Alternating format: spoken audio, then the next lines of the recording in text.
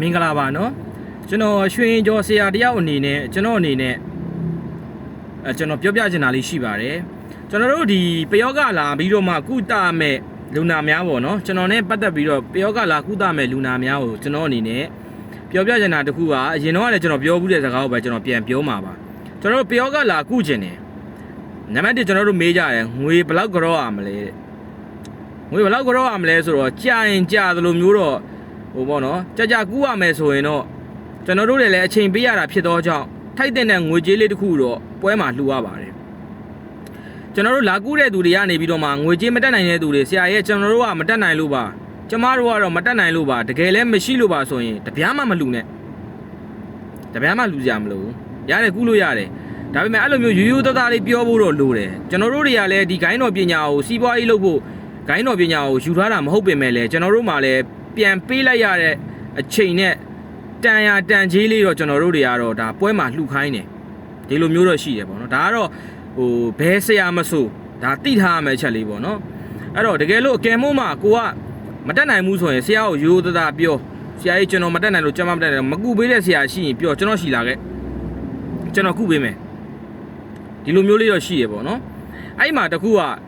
ဘာလဲဆိုတော့ပိုဆိုးတာတခုကကြတော့ဒီပယောဂရှိမရှိကိုကျွန်တော်တို့ကမကုသမီမှာကျွန်တော်တို့ကစစ်ကားတယ်ပေါ့နော်စစ်ကားတဲ့အခါလေးတွေမှာကျွန်တော်ကတစ်ခါလေးကြောက်လို့ရှိရင်အပြင်ရောက်နေတာမျိုးဒါမှမဟုတ်အိမ်မှာရှိရင်လည်းမစစ်တာမျိုးမစစ်ပေးဘူးတစ်ခါကြရင်ဒီပယောဂစစ်တာလောက်ကတော့ကျွန်တော်တပည့်တွေလောက်တတ်တယ်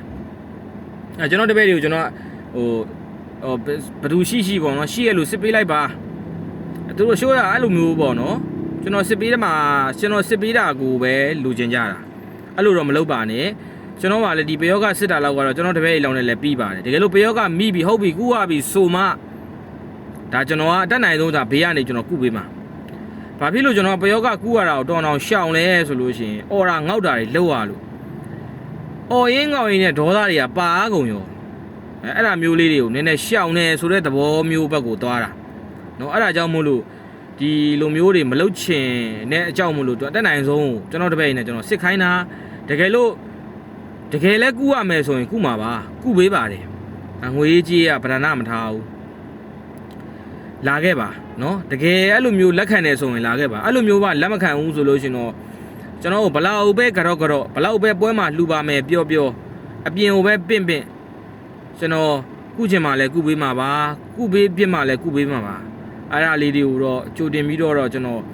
ဗီဒီယိုနဲ့လည်းတင်ထားပေးပါတယ်